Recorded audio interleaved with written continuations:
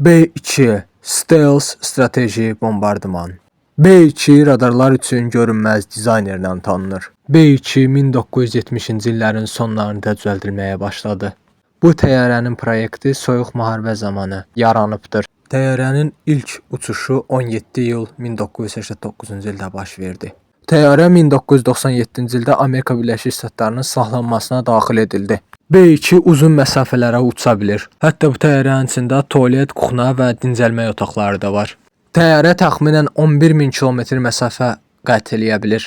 Təyyarə 10 minlərcə kiloqram ağırlığında bombalar götürməyi bacarır. Bu təyyarə həmçinin nüvə bombaları, bunker əlliyinə bombalar da götürməyə malikdir.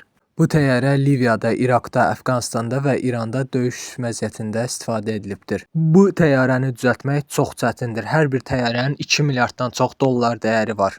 Bu təyyarə dünyanın ən güclü strateji bombardımanlarından biridir. İlk olaraq 132 ədəd belə təyyarə düzəltmək istəyirdi Amerika Birləşmiş Ştatları, lakin çox çətin və çox baha olduğuna görə 21 ədədini düzəltməyə qadir oldular.